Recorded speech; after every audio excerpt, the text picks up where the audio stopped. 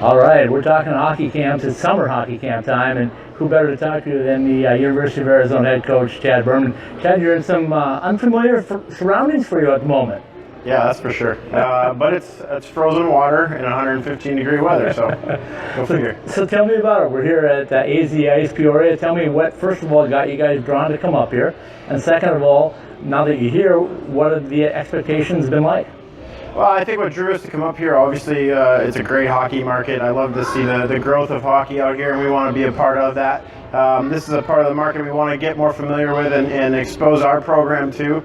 I think a lot of kids out here, not enough kids, I should say, don't realize how great of a setup we have at our place. Don't realize we're playing in front of 4,000 or 5,000 fans. So we want to get out here, promote our program, get to know more of the Arizona kids. We'd like to get more Arizona players and stay here and stay in state and play with us. Obviously the higher caliber kids. And so we're here to meet new kids, introduce ourselves, and hopefully educate them on some of the little details that most camps don't cover, on things that are important so that they can, if they don't come play at Arizona, that they're prepared and expanding their opportunities elsewhere. I heard the first thing that you told them was bear down. Yeah, something like that. So I've seen a few coming through the door. It looks like you got some fairly decent numbers for a first-year camp. So tell me what you expect on the ice off of what you've seen coming through the door right now. Yeah, it's a good mix. We got a few of our players who are getting some ice time out here, and that'll be great for the guys to kind of pick their brain and ask questions and support the tone out there. We got some young kids. We got 15, 16-year-old kids out there, and that's great because I hope to bring them back every year and layer on their development. And then we got some older kids who are either trying to walk onto our team or other teams. We've had some kids who are going to try to walk on it. For me, the purpose of this camp is to try to give them the tools necessary to help to accomplish their goals. So. You told me a month ago now when I had you on the show that you do your camp a little bit different with the off-ice session that you have, giving guys and girls, I guess, some explanation about how to actually get themselves noticed. Yeah. Tell me how that works.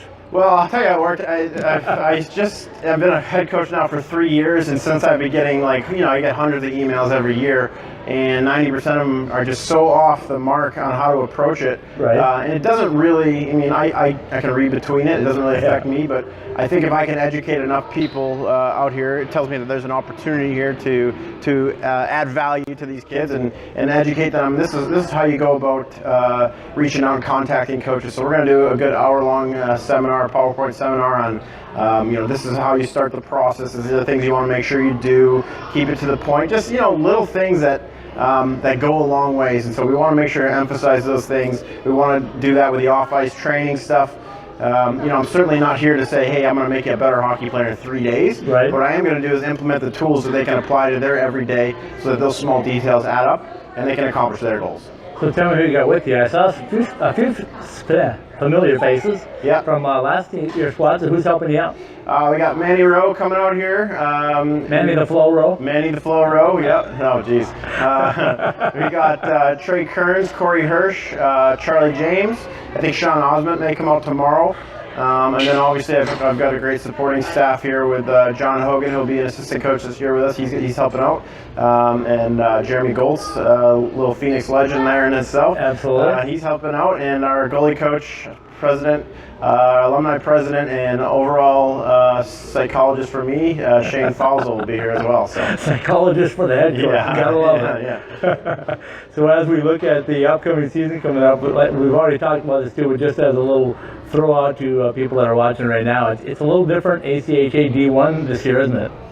Yeah, what terms? What do you mean? With the teams coming in, like UNLV coming in now, and you're getting a chance to compete against ASU again, and the hopes that GCU is coming in. We talked earlier, they're not going to make it this year, but things are definitely changing on the landscape. Yeah, it's a good sign. Hockey's growing. It continues to grow out here. In some ways, honestly, there's more opportunity here than Chicago where I left, and so think about that. And that's a great thing. So we're hoping GCU gets on board next year. We're disappointed for them because we'd love to see them jump into the fray. We'd love to see NAU make the jump to Division I. Good to see UNLV on board. I think it's only going to continue, and we always enjoy whether it be a thumb war or Yahtzee. We want to play ASU. So. Absolutely. So give me a few names to watch for this season for the Wildcats. You guys got coming in, guys coming back. Yeah, honestly, that's easy. I really like my recruiting class. Anthony Cusinelli is a really good forward who's going to come in out of the NA from New Jersey. He's going to make an immediate impact.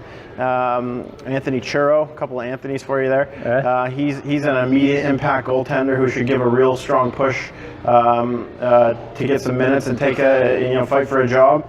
I'm really high on this Max Mayer kid. He's a great kid. He's a hard worker. He fits the mold of what we want to add here.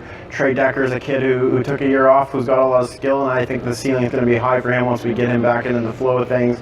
There's a lot of incoming guys here who fit the mold of the character we want to have in our room.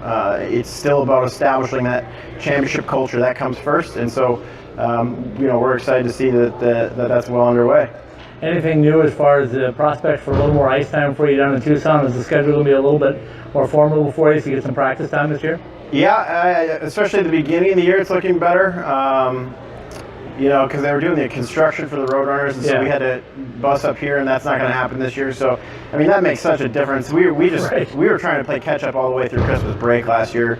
I remember still layering in systems at Christmas break. Right. And so that's tough. It's tough to get started. So to have practice at home and to be able to layer on the things that we want to layer on, it makes a world of difference.